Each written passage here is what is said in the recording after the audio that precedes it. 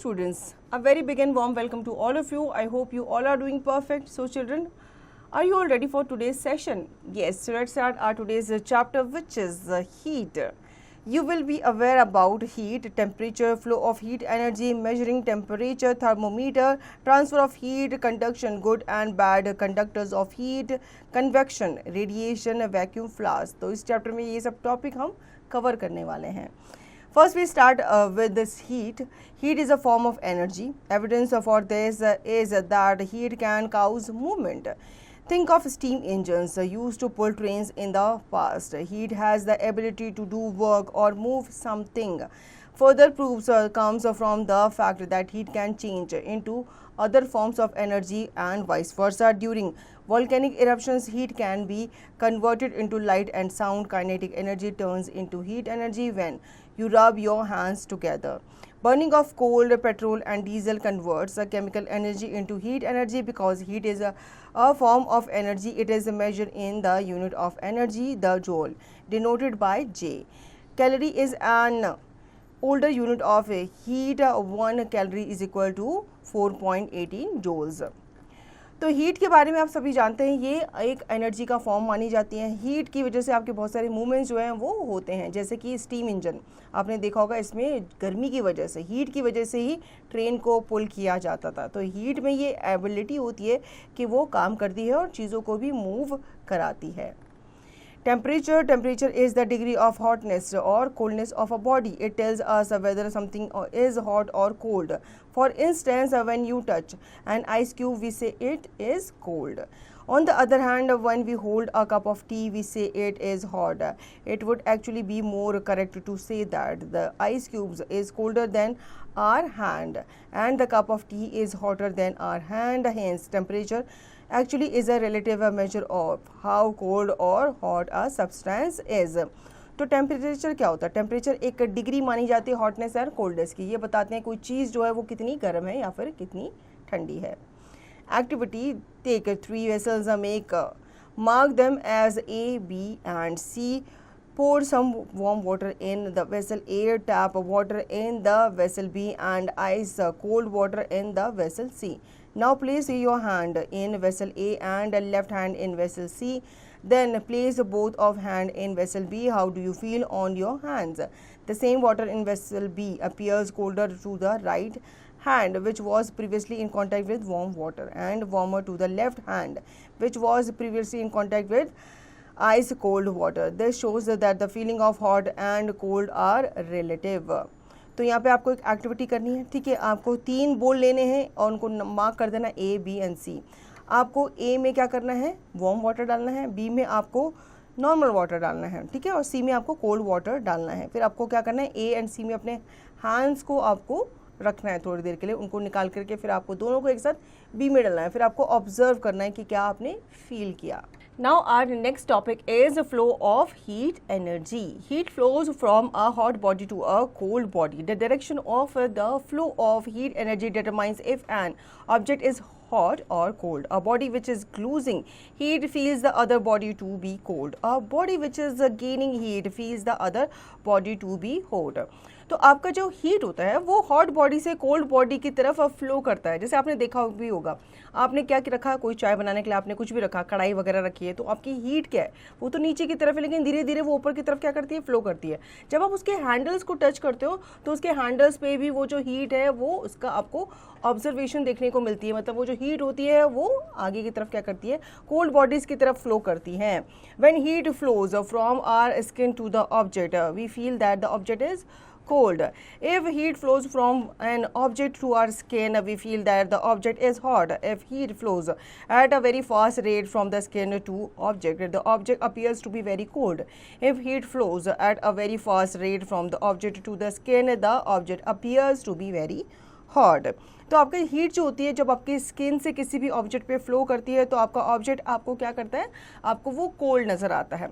अगर heat flow करती है आपके ऑब्जेक्ट से, किसी ऑब्जेक्ट से आपके स्किन की तरफ, तो आपको वो ऑब्जेक्ट जो है वो हॉट फील होता है. The temperature determines the direction of a flow of heat. Heat flows from a body at a higher temperature to that at some lower temperature until the both Objects reach the same temperature. Heat is the cause of temperature. In fact, heat causes a change in the temperature of any object. तो heat जो है इसकी वजह से आपका temperature जो है वो rise करता है. Measuring temperature, we have a temperature perception in the sense of touch. However, this perception is unreliable and may vary a great deal with a different pupil. This sense of touch does not allow us to measure temperature accurately or quantitatively. If we touch a hot object and a cold object with our hand, we can feel the difference. However, we can only say that one object is hotter than the other. We cannot say by how much. Therefore, we use a thermometer to measure temperature quantitatively. अब एक object है, ठीक है, आप उसको touch करके बता सकते हो कि ये हॉट है, लेकिन वो किस एक्सटेंट तक हॉट है, उसकी हॉटनेस को या उसकी कोल्डनेस को चेक करने के लिए हम थर्मोमीटर यूज़ करते हैं. Thermometer, the instrument used to measure the temperature of a body, is known as thermometer. A thermometer has a gradation marking or a scale made on the basis of two standard temperatures agreed upon universally. These are called the lower and upper fixed points. Usually the lower fixed point is taken as the temperature at which ice melts, while the other fixed point is taken as the temperature at which water boils. You have learned already that a solid melts at a particular temperature called their melting point, and liquid boils at a particular temperature called their boiling point. Thus, ice always melts at a fixed temperature and water always boils at another fixed temperature. Two commonly used scales for measuring temperature are called Celsius scale and Fahrenheit scale. तो thermometer की अगर हम बात करें तो आपको पता ही एक इंस्ट्रूमेंट होता है जो आपके बॉडी के टेम्परेचर को नापने के लिए यूज़ किया जाता है. एक टेम्परेचर जो होता है इसमें क्या होते हैं, मार्किंग्स होते हैं, ठीक है, ताकि आपको पता चल सके कि आपको कितना बुखार है या कोई चीज़ कितनी गर्म है. यूजुअली जो लोअर फिक्स पॉइंट होता है उसको लिया जाता है as a temperature at which, जिसमें आपकी जो आइस है वो मेल्ट करती है. आपने देखा होगा जितना नीचे आपकी डिग्री जाएगी उतना ही आपका जो बर्फ़ है वो और जमेगी, और जितना हाई राइज होगा, जितना ऊपर टेम्परेचर जाएगा, इट मीन्स वो उतनी ही गर्मी को बढ़ाएगा. तो आपके टू कॉमनली यूज स्केल जो हैं जिनको मेजर किया जाता है, ये यूज़ किया जाता है टेम्परेचर को मेजर करने के लिए, वो आपके सेल्सियस स्केल हैं और फ़ारेनहाइट स्केल हैं. On the Celsius scale the melting point of ice is taken as 0 degree and the boiling point of water is taken as 100 degree. After these 2 points are marked on a Celsius temperature thermometer, the distance between them is divided into 100 equal divisions. Thus, each division on the Celsius scale measures a temperature between of 1 degree Celsius. Thus, this is the scale used in laboratories thermometers. On the Fahrenheit scale, ice melts at 32 degree and water boils at 212 degree. The difference between 2 points is divided into 180 equal divisions. Thus, each division on the Fahrenheit scale measures a temperature with difference of 1 degree Fahrenheit. Celsius scale की अगर हम बात करें तो आपका जो melting point का जो उसकी डिग्री होती है उसको 0 डिग्री माना जाता है, और ये ऊपर तक जाती है, मतलब इसका जो हायर बॉइलिंग पॉइंट होता है वो 100 माना जाता है. ये आपके 2 पॉइंट्स हैं जो आपके सेल्सियस डिग्री टेम्परेचर पे मार्क किए जाते हैं. Second is laboratory thermometer. In the laboratory, we use the laboratory thermometer to measure the temperature. This is a liquid in glass thermometer.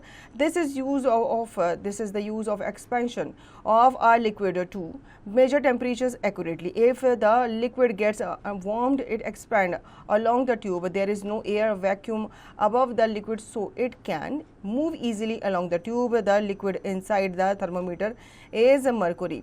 तो जो आपके थर्मामीटर होते हैं लेबोरेटरी वाले, वो आपके नॉर्मल टेम्परेचर जो थर्मामीटर है उससे थोड़े से बड़े होते हैं. इसके अंदर जो आपका मर्करी होता है, जो लिक्विड होता है, वो डाला जाता है टेम्परेचर को मेजर करने के लिए. Mercury is poisonous and care must be taken if the glass of the thermometer breaks. The scale on the laboratory thermometer is called the Celsius scale. The temperature is indicated by the length of the liquid column in the thermometer. The temperature reading shown on the thermometer in the diagram is 80 degrees Celsius. This thermometer is able to measure a range of temperature from -10 degree to 110 degree Celsius. तो इसकी जो range होती है वो भी ज़्यादा होती है क्योंकि इसको लैब में यूज़ किया जाता है अलग अलग चीज़ों के टेम्परेचर को नापने के लिए. और मर्कुरी जो है ये एक पॉइजनस सब्सटेंस माना जाता है, इसलिए बहुत ही ध्यान से ये जो थर्मामीटर्स हैं इनको यूज़ किया जाता है. More to know, mercury is toxic in nature. If an thermometer breaks, it's difficult to dispose of the mercury. Thermometers are being replaced by digital thermometers that do not use mercury. इसलिए आपने देखा होगा आजकल digital thermometers आ गए हैं जिन्होंने Mercury thermometers को पूरी तरीके से रिप्लेस कर दिया है. Second is clinical thermometer. A clinical thermometer is used by a doctor or nurse to measure the temperature of our body. The average body temperature of a healthy person is 37 degrees Celsius. This thermometer reads a range of temperature from 35 degrees Celsius to 42 degrees Celsius. A clinical thermometer has a bend part called constriction near the bulb, which prevents the flow of mercury back into the bulb of thermometer. ठीक है, तो यहाँ पे आप clinical thermometer देख पा रहे हैं जिनको यूज़ किया जाता है किसके द्वारा, डॉक्टर्स के, नर्सेस के द्वारा. जो आपका एवरेज बॉडी टेम्परेचर होता है वो आप सबको पता है 37 डिग्री होता है. ठीक है, अगर इससे अबव माना जाता है तो दैट मीन्स आपको फीवर है. इसमें कॉन्ट्रिक्शन होता है जो हल्का सा क्या होता है, बेंड होता है. ठीक है, बल्ब के पास, जो कि फ्लो ऑफ मर्क्यूरी को प्रिवेंट करता है ताकि वो वापस बल्ब ऑफ थर्मामीटर में ना जाए. Mercury is the most common liquid used in thermometers. Mercury is used because it is silvery and can be easily seen. It is the good conductor of heat and has a uniform expansion and contraction over a wide range of thermometer. It does not stick to the wall of thermometer. It can be used in a fairly large temperature range as it freezes at -39 degrees Celsius and can boil at 457 degree Celsius. तो यहाँ पे आपको mercury के benefit बताए गए हैं. ठीक है, एक तो ये सिल्वरी होता है, इसको आप इजीली देख पाते हैं और ये गुड कंडक्टर ऑफ हीट माना जाता है और ये थर्मोमीटर की वॉल पे भी स्टिक नहीं होता. Using a thermometer has a bulb filled with mercury and a glass stem with a thin hollow tube running within it. The tube ends in the bulb at one end and is sealed at the other end. When the bulb is in contact with a hot object, the mercury gets heated and rises in the thin tube called a capillary tube. The marking up to which the mercury rises tell us the temperature of the object. Clinical thermometers have a kink in the capillary tube. The kink bend does not allow the mercury to fall as soon as the thermometer is taken out of the mouth. After you have checked the reading, you should give the thermometer a couple of sharp jerks to bring down the mercury column.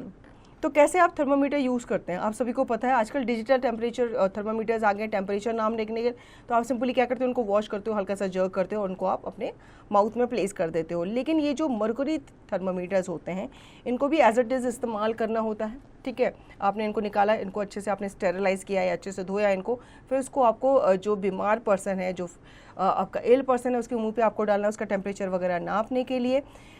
जब आपका bulb जो है वो आपके hot objects के contact में आता है तो आपका मर्क्यूरी जो है वो हीट होना शुरू हो जाता है और धीरे धीरे क्या होता है, वो राइज होता है इन द थिन बल्ब, जिसको हम कैपिलरी ट्यूब कहते हैं. और ये आपका मार्किंग तक जाता है, मतलब जितना फीवर होगा उस पर्सन को उतनी मार्किंग तक ये जाता है. जब आप टेम्परेचर नाप लोगे या उसको आप ऑब्जर्व कर लोगे तो फिर आपको इसको वॉश करके अच्छे से जर्क करके रख देना है. Conversion from one scale to another, we know that 0 degree Celsius is equal to 32 degree Fahrenheit.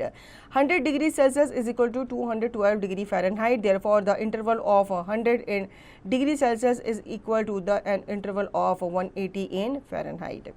That is the ratio of degree Celsius to degree Fahrenheit is 100 ratio 180 or 5 ratio 9. To convert formula used, degree Celsius to degree Fahrenheit, F is equal to 9/5 into C plus 32.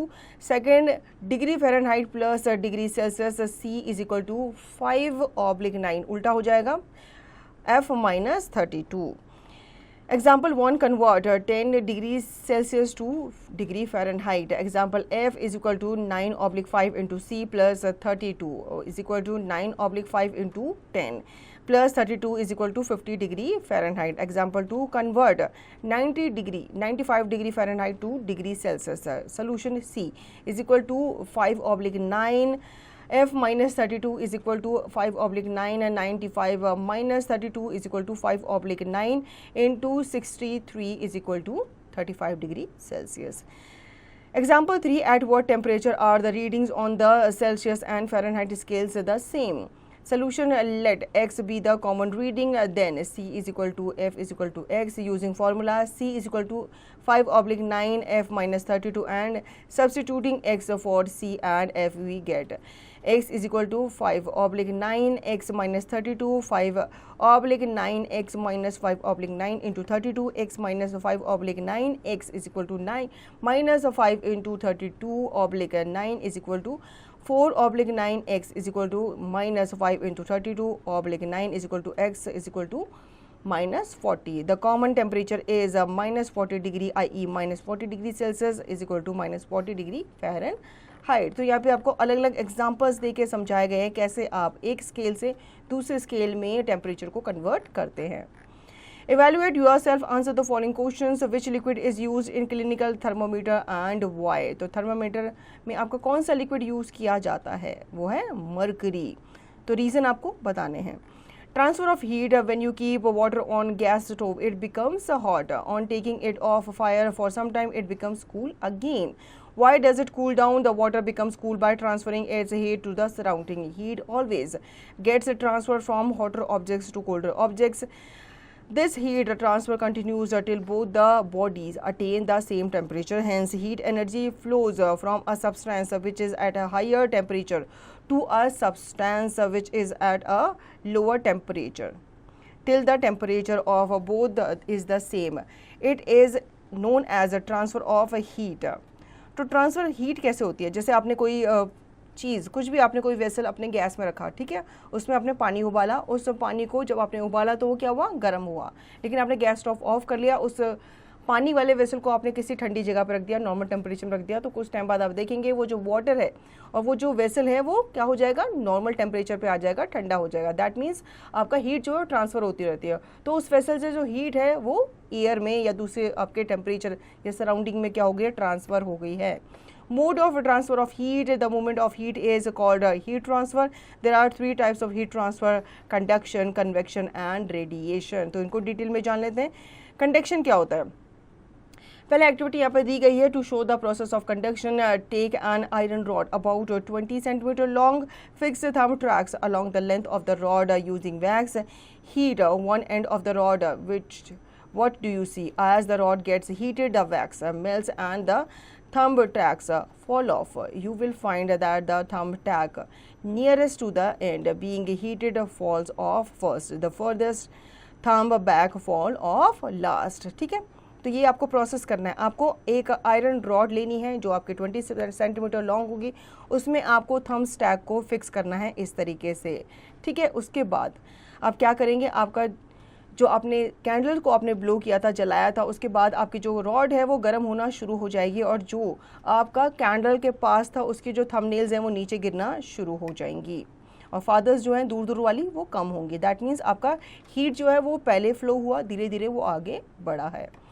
This activity shows that heat is traveling along the length of the rod from the hot end to the cold, and this is called conduction of heat. मतलब वो hot object से cold object की तरफ जा रही है. In conduction, heat is transferred through a substance or from one substance to another by the direct contact of one molecule with another warmer, more rapidly moving molecules strike other more slowly moving molecules. As the molecules collide, some of the energy of the warmer molecule is transferred to the cooler molecules. Because these molecules now have more energy, they speed up.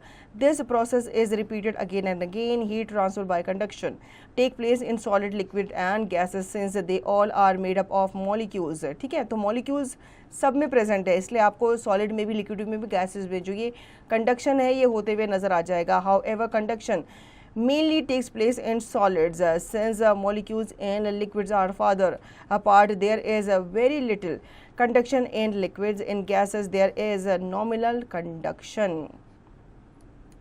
Now more to know, the energy which a body possesses as a result of being in motion is called kinetic energy. तो एक body जब किसी speed में होती है, motion में होती है और वो एक एनर्जी निकाल रही होती है तो वो आपकी काइनेटिक एनर्जी कहलाती है. Now condition for conduction of heat. The following are the condition for conduction of heat from one object to another or one part of another. The two objects should be in contact. Their temperature should be different between. Heat flow from only from a hotter object to a cooler object. The conduction of heat stops in two bodies in contact when both attains the same equal temperature. In this position, they have no temperature difference. The bodies are said to be in a state of thermal equilibrium. तो condition जान लेते हैं कैसे conduction जो है वो अकर करता है। ठीक है, इसके लिए आपके दो ऑब्जेक्ट्स का होना बहुत ज़रूरी होता है और कांटेक्ट में होने में बहुत ज़रूरी होता है, मतलब दोनों का कांटेक्ट में होना ज़रूरी होता है। उनका टेम्परेचर जो होता है वो आपका हीट फ्लो के बीच में होना चाहिए। और कंडक्शन ऑफ हीट जो है ये आपका स्टॉप करेगा इन टू बॉडीज़ जब आपके जो सेम टेम्परेचर है वो अटेन कर लिया जाएगा। Comparison of conduction of heat in various materials. Some substances conduct heat better and more rapidly than other substances. Aluminium is a better conductor than iron, as you will find from activity below. तो कुछ substances ऐसे होते हैं जो अच्छी better heat जो है वो कंडक्ट करते हैं और दूसरे सब्सटेंस में रैपिडली मूव भी करते हैं। जैसे एल्यूमिनियम है वो उसको बेटर एक बेस्ट कंडक्टर गुड कंडक्टर माना जाता है हीट का। तो एक्टिविटी को देख के समझ लेते हैं। To show that conduction of heat varies in different materials, take one iron rod and one aluminium rod. The iron should be of the same size. Join the two rods as shown in figure. Fix some small iron nails on both the rods with molten wax. Now heat the junction of the rods with a candle. We see that the nails drop earlier from the aluminium rod than from the iron rod. It shows that both aluminium and iron conduct heat, but aluminium conducts heat faster than iron. In other words, aluminium is better conductor of heat than iron. आपको क्या करना है, एक rod आपको iron का लेना है, एक रॉड आपको एल्यूमिनियम का लेना है, उनको इस तरीके से आपको प्लेस कर देना है। उनके बीच में आप क्या प्लेस करेंगे, एक कैंडल जो है प्लेस करेंगे। एल्यूमिनियम रॉड में भी आपको कुछ नेल्स लगानी है एंड आयरन रॉड में भी आपको कुछ नेल्स लगानी है।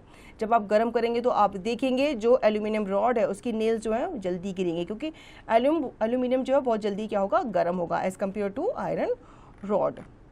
Good and bad conductors of heat. Materials which allow heat to pass through them easily are called good conductors of heat. Most of the metals are good conductors of heat. For example, copper, aluminium, iron, mercury, silver, etc. Materials which do not easily allow heat to pass through them are called bad conductors of heat. For example, wood, leather, asbestos, paper, plastic, cotton, wool. Most gases and liquid water are bad conductors. Bad conductors of heat are called insulators. बहुत सारे product ऐसे होते हैं, object ऐसे होते हैं जो अपने थ्रू हीट को पास होने देते हैं, तो वो गुड कंडक्टर ऑफ हीट माने जाते हैं। जबकि कुछ चीज़ें ऐसी होती हैं, कुछ ऑब्जेक्ट्स ऐसे होते हैं जो अपने अंदर से हीट को पास नहीं होने देते, इसलिए उनको बैड कंडक्टर ऑफ हीट या फिर इंसुलेटर्स कहा जाता है। Activity to show that both water and glass are bad conductor of heat. Take a test tube, fix a piece of wax in its bottom. Now fill it with water. Hold the upper part of the test tube on a flame in an inclined position. We see that the water in the upper part starts boiling, but the wax does not melt. The warm water being lighter remains at the top of the rest tube. It does not conduct heat. Similarly, the glass test tube does not conduct heat, hence both water and glass are bad conductors of heat. तो आपको test tube लेना है, ठीक है, और fix करना है एक वैक्स को इन इट्स बॉटम भी आपको वे फिक्स करना है। उसके बाद आपको उसको पानी से भर देना है और फिर उसको फ्लेम पे, मतलब आग के पास उसको लेकर के जाना है। आप देखेंगे जो वाटर है अपर पार्ट में वो बॉयल करना शुरू हो जाएगा, जबकि जो वैक्स है वो बॉयल नहीं होगा, ठीक है, मतलब गर्म नहीं होगा। जो वार्म वाटर है वो थोड़ा सा लाइटर होगा at the top of the test tube, और ये आपका हीट जो है उसको कंडक्ट नहीं करेगा। इसका मतलब होता है कि आपका जो वाटर है और जो ग्लास है वो बैड कंडक्टर ऑफ हीट माने जाते हैं। Now uses of good conductors of heat. We use cooking utensils made of metals and alloys. These are good conductors of heat so that the heat from the flame is conducted to the food inside quickly and efficiently. तो जितने भी आपके utensils होते हैं आपने देखा होगा वो किसके बने हुए होते हैं, या तो एल्यूमिनियम के बने होते हैं या फिर आपके एलॉय मेटल्स वगैरह के बने हुए होते हैं, क्योंकि इससे आपका जो खाना होता है वो जल्दी कुक हो जाता है, वो जो मटेरियल है जो आपका यूटेंसिल है वो भी नहीं जलता। Uses of bad conductors of heat. We use bad conductors like bricks and mud in building our houses.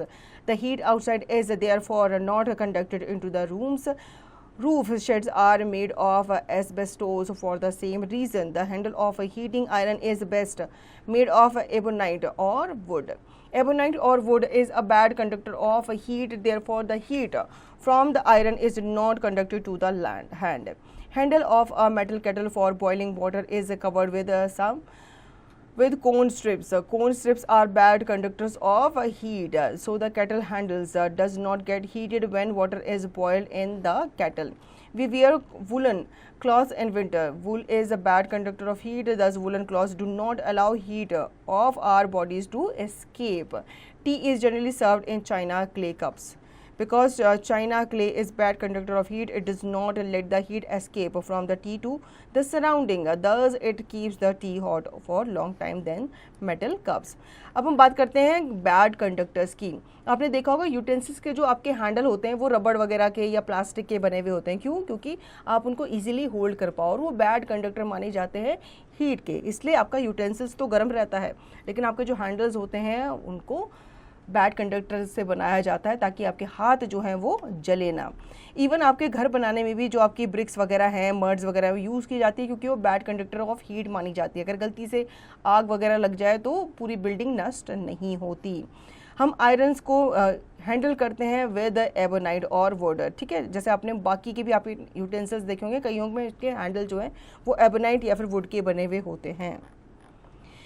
सर्दियों में भी हम वूलन क्लॉथ्स पहनते हैं ताकि हमारे जो बॉडी की हीट है वो बाहर एस्केप ना कर पाए. और चाय वगैरह हम आपने देखा होगा चाइना क्ले कप्स में पीते हैं ताकि उसमें से भी जो हीट है वो बाहर ना एस्केप कर पाए और हमारी चाय गर्म की गर्म ही रहे. Convection activity to show the process of convection. Fill a test tube with cold water. Drop a ice cube in this water. Now heat the water from below. You will find that the ice melts quickly. This shows that through water is a bad conductor of heat. Heat easily flows upward in it.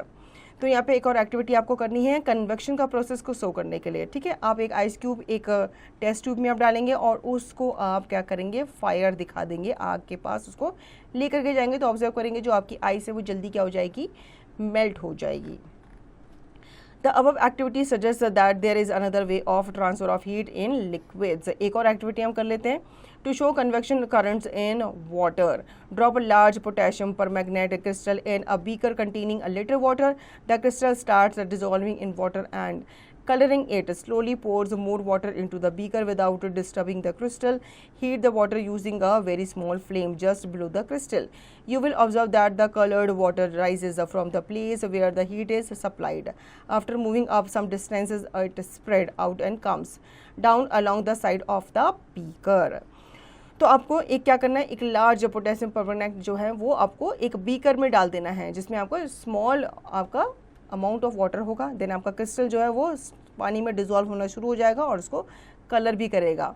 इसके बाद आपको उसमें और ज़्यादा क्या है, पानी डालना है. ठीक है, धीरे धीरे करके आपको डालना है. उसके बाद आपका जो वाटर है वो सडनली क्या हो जाएगा, चेंज होना आपको नज़र आ जाएगा, मतलब वो थोड़ा सा बॉयल होना शुरू हो जाएगा. उसके बाद आप ऑब्जर्व करेंगे जो कलर्ड वाटर है वो राइज होगा from the place where the heat is supplied, उसी एरिया से जहाँ पे उसको हीट जो है वो सप्लाई हो रही है.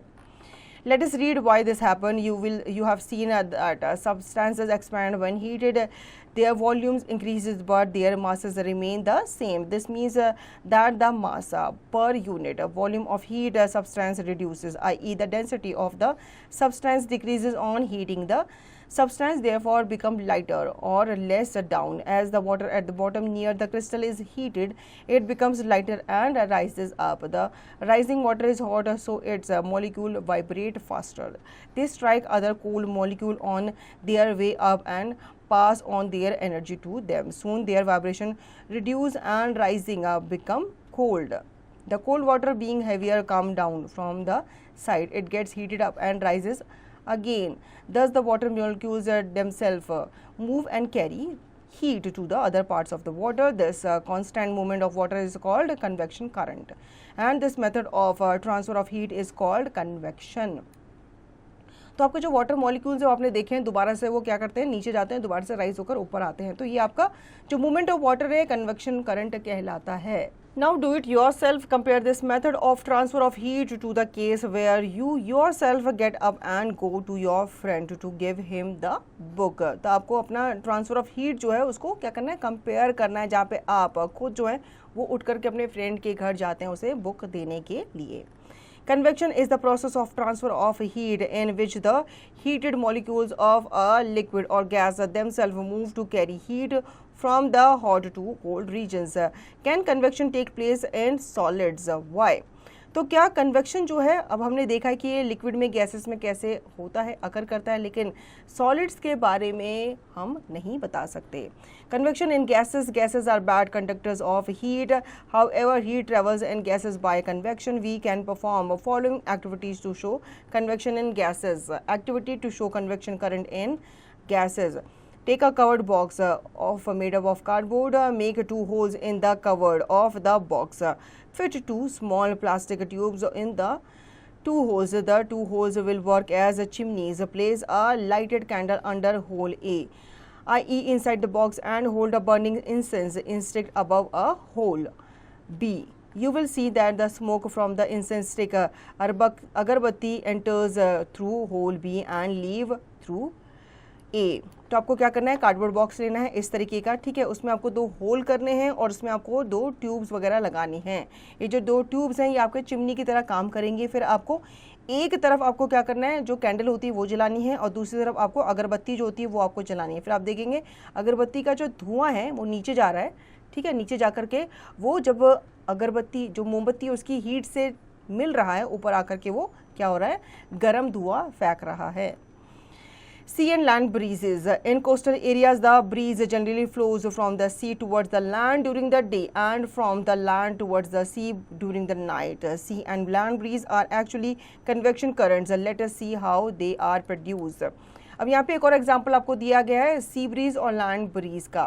कोस्टल एरियाज में आपने देखा होगा वहाँ पे मध्यम मध्यम हवा जो है वो चलती रहती है, कभी कभी सी की तरफ, कभी वो लैंड की तरफ चलती है, ठीक है.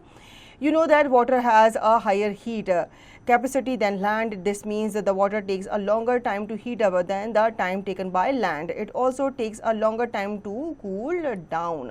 अब जो पानी होता है, पानी की सतह होती है, वो गर्म होने में काफ़ी टाइम लगती है as compare to land. Land की जो मिट्टी होती है, सैंड होती है, वो जल्दी गर्म हो जाती है. लेकिन रात में आप देखेंगे जो लैंड की जो मिट्टी होती है वो जल्दी ठंडी हो जाती है, लेकिन जो पानी होता है वो धीरे धीरे धीरे धीरे क्या होता है, ठंडा होता है.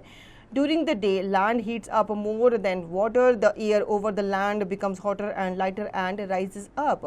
The air from the sea, which is cooler and heavier, rushes to take the place created by hot rising air. Therefore, a sea breeze blows during the day. ठीक है, तो sea breeze जो होती है वो डे के time पे क्या करती है, उड़ती है, घूमती है. During the night, land loses a heat faster than water and becomes cooler. The air over the sea is now warmer. It rises up and the cooler air over the land rushes to take its place. Thus we observe a land breeze at night. इसीलिए जो सी की हवा है वो हमें दिन के time पे ऑब्जर्व करने को मिलती है, और जो लैंड की हवा है वो हमें रात के समय ऑब्जर्व करने को मिलती है. Uses of convection currents in houses made in earlier times. Ventilators were provided high up on the walls. This was because the air we breathe out is warmer and lighter and rises up. Warm air escape from the ventilators. It is replaced by cool and heavier fresh air coming in from doors and windows below.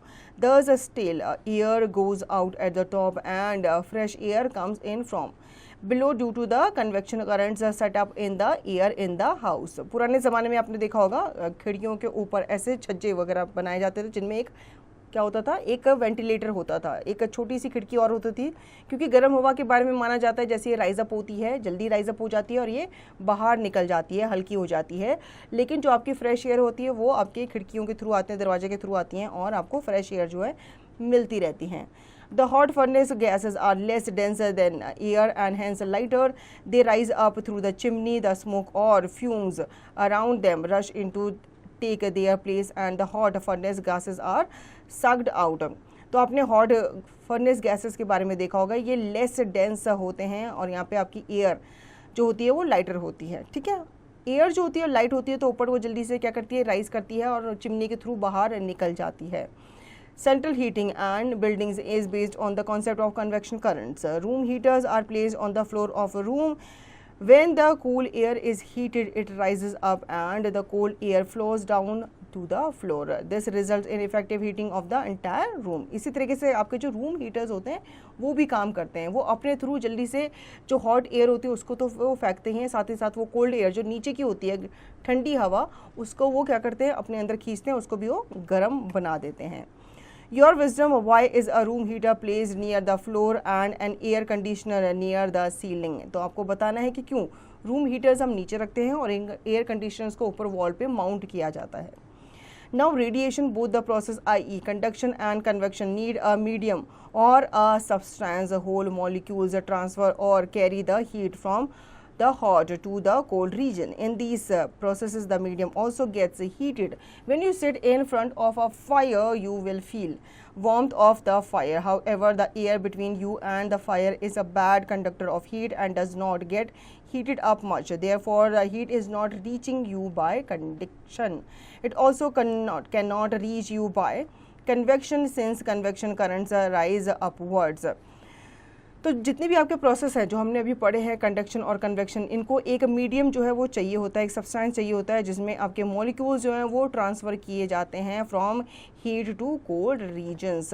ये जो आपका process होता है जिसमें आपके medium हैं वो भी आपके हीटेड अप हो जाते हैं. जब आप फायर के आगे बैठते हो तो आप एक गर्माहट जो है वो आपको फील होती है, लेकिन जैसे आप फायर से अलग जाते हो तो आपको दोबारा से क्या लगने लग जाती है, ठंड लगने लग जाती है. There is therefore another method of heat which heat reaches you. This method is called radiation. The energy so transferred is called radiant energy. It does not need a medium to get transferred from the hot body to cold body. Radiation can take place whether a medium is present or not. The heat from the sun reaches us through millions of miles of empty space by radiation only. तो radiation जो है ये एक method है, ठीक है, जिससे आपको कोई भी चीज़ को आप हीट को अपने तक पहुंचा सकते हैं. ठीक है, ये आपकी एनर्जी जो है रेडिएंट एनर्जी कहलाती है और इसको किसी मीडियम की ज़रूरत नहीं होती. Compare this method of transfer of heat with the throwing of a book directly to your friend. Also note that the book reaches your friends much faster by this method, but never pass on books like this. ये तो बस एक example दिया गया है. Radiation is a method of transfer of heat where heat is transferred much faster than in conduction or convection. तो ये radiation जो होता है इससे आपका हीट जो है और ज़्यादा ट्रांसफ़र होती है, जल्दी ट्रांसफ़र होती है as compare to conduction or convection. All objects around us radiate heat to the surroundings. For example, our body radiates heat to the surroundings and receive heat from it by radiation. The higher the temperature of the object, the more is the heat radiated by it. तो हमारी body से भी क्या निकलती है, heat निकलती है, radiate करती है हमारी बॉडी भी, और सराउंडिंग से ही ये हीट भी रिसीव करती है. Absorption of radiant heat. Radiant heat travels in the same way as light. In fact, it travels at the same speed. When light falls on an object, it is partially absorbed and partially reflected. A part of it may also be transferred through the object. Example, through glass. In the same way, when radiant heat reaches an object, it is partially absorbed and partially reflected. A part of heat may also be transmitted. The temperature of the object increases due to the absorbed part of radiant heat. Let us see what kind of bodies absorb radiant heat better. तो यहाँ पे उन objects के बारे में हम जान लेते हैं जो रेडिएंट हीट को बेटर एब्जॉर्ब करते हैं या फिर रिलीज करते हैं. Darker objects are better absorbers of heat radiation than brighter objects. ठीक है, तो जो डार्कर ऑब्जेक्ट्स होते हैं आपके या डार्कर क्लॉथ्स होते हैं वो ज़्यादा क्या करते हैं, हीट को एब्जॉर्ब करते हैं एज कम्पेयर टू लाइटर और brighter objects. Activity to show that black bodies are better absorbers of heat. Take two cans with lids and paint one of them white and the other black.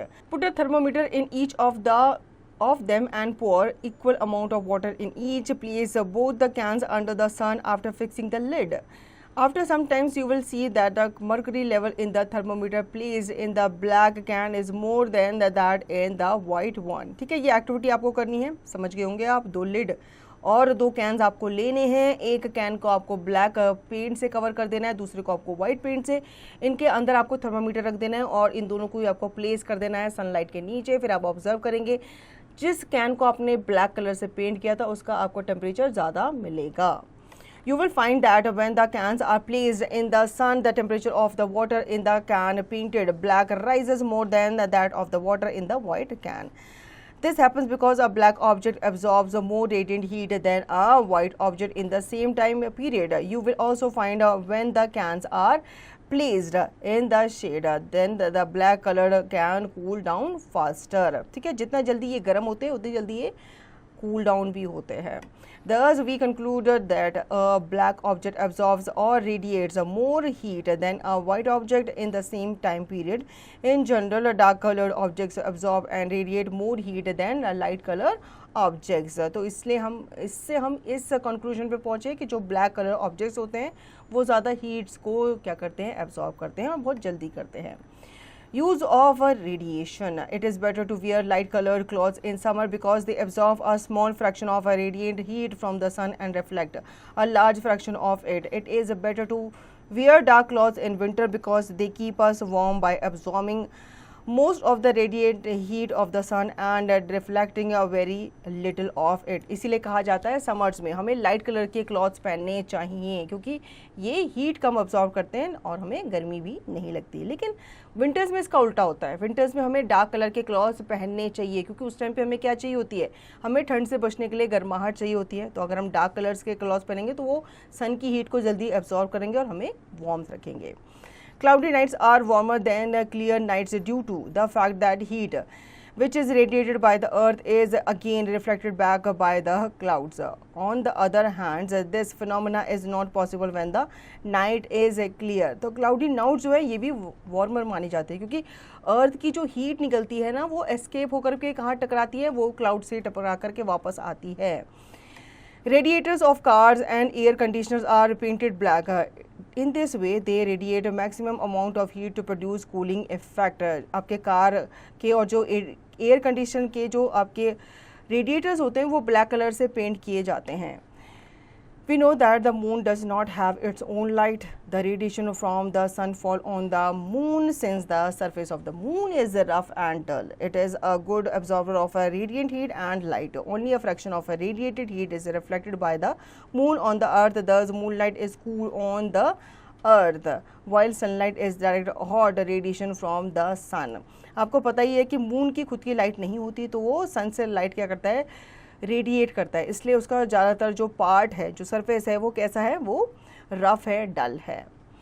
Electric hot plates are coloured dull black to radiate maximum heat. जितनी भी आपके electric hot plates होती हैं उनको इसीलिए paint किया जाता है ब्लैक कलर में ताकि वो मैक्सिमम हीट को रेडिएट कर सकें. The back of refrigerator are coloured dull black to radiate heat more effectively on in order to cool down the refrigerator pipes.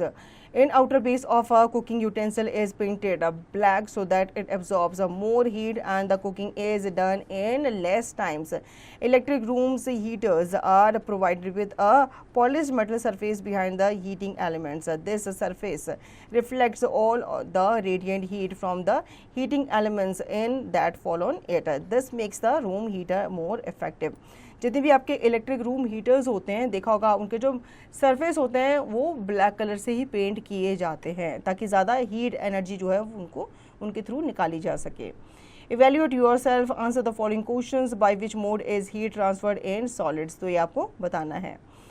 Vacuum flask. Vacuum flask is commonly known as thermos flask. A vacuum flask keeps hot liquid hot or cold liquid cold. It does this by stopping or reducing heat transfer due to conduction, convection and radiation. आपने thermos देखा होगा, इसमें अगर आप ठंडी चीज़ डालते हैं, ठंडा पानी या ठंडी चीज़ कुछ भी डालते हैं तो वो ज़्यादा समय तक ठंडी रहती है और अगर आप गर्म चीज़ डालते हैं तो वो ज़्यादा टाइम तक गर्म रहती है. ये क्यों होता है? क्योंकि आपकी जो हीट होती है वो बाहर की तरफ ट्रांसफ़र नहीं की जाती क्योंकि वो पूरी तरह से अंदर क्या हो जाती है, ब्लॉक हो जाती है due to conduction, convection and radiation. A vacuum flask is a double-walled glass bottle in the space between the two walls. Both pieces of glass are coated with the shiny, bright silvering. The air is pumped out so that the vacuum forms between the two walls. तो आपके जो thermos की wall होती है ना वो एक coat से बनी हुई होती है, पीस ऑफ ग्लास कोट जो कि शाइनी ब्राइट मानी जाती है. यहाँ पे आपके एयर जो है वो पंप आउट किए जाते हैं ताकि आपके वैक्यूम जो है वो इन्हीं टू वॉल्स के बीच में ही रहें, इससे बाहर एस्केप ना करें. A vacuum is use because it stop heat transfer by stopping conduction and convection. Shiny surfaces are poor radiators of heat. Radiation is reduced by silvering both walls on the vacuum side. The silvering on one glass wall reduces radiation of heat, and the silvering of the other glass wall reflect back any heat that may have been radiated. For example, if a hot liquid is stored inside the bottle, a small or radiation from the hot inside wall is reflected back across the vacuum by the silvering on the outer wall. The stopper at the top prevents heat loss by evaporation or convection currents. तो hot objects अगर आप रखते हो तो उसकी जो हीटनेस होती है वो एक वैक्यूम तक जाती तो है, अक्रॉस करती है, लेकिन ये वापस से आ जाती है। तो वो जो खाना रहता है या जो भी आप लिक्विड उसके अंदर डालते हो वो गर्म का गर्म ही रहता है। Quick review: heat is a form of energy. Temperature is a measure of hotness or coldness of body. Temperature is usually measured in the Celsius scale or Fahrenheit scale for scientific work. Kelvin temperature scale is used.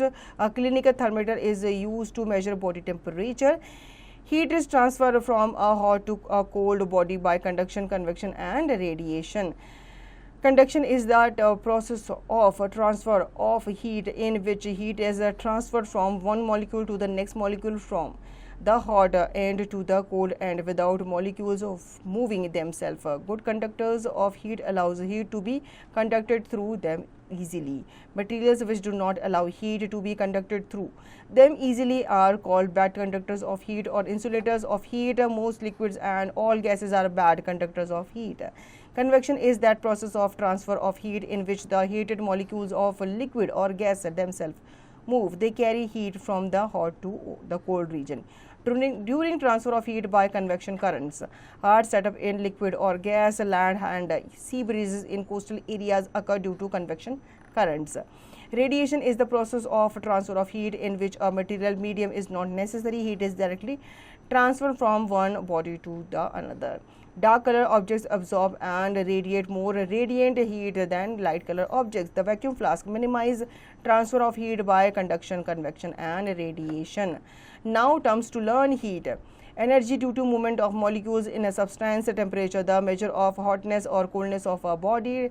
Thermometer, an instrument used to measure temperature. Calorie, older unit of heat. Joule, SI unit of heat. Conduction, process of transfer of heat in which heat travels from molecule to molecule from the hot and cold end without any movement of the molecules themselves. Convection, process of transfer of heat in which the heated molecules of a liquid or gas themselves move to carry heat from the hot to the cold end. Radiation, process of transfer of heat in which a material medium is not necessary and heat is directly transferred from the hot body to the cold body. तो इस chapter में हमने heat के बारे में जाना। Heat जो है एक फॉर्म ऑफ एनर्जी है जो हॉट ऑब्जेक्ट से कोल्ड ऑब्जेक्ट्स की तरफ जाती है, और ये कैसे ट्रांसफ़र होती है, कौन कौन से इसके गुड कंडक्टर्स हैं, कौन कौन से इसके बैड कंडक्टर्स हैं, क्या कंडक्शन, कन्वेक्शन और रेडिएशन माने जाते हैं, कहलाते हैं, और क्या इनका रोल होता है हीट एनर्जी को पास करने में, ये भी हमने जाना। So children, I hope you enjoyed the chapter very well. Now you will revise the chapter and practice the given exercise to understand the chapter thoroughly.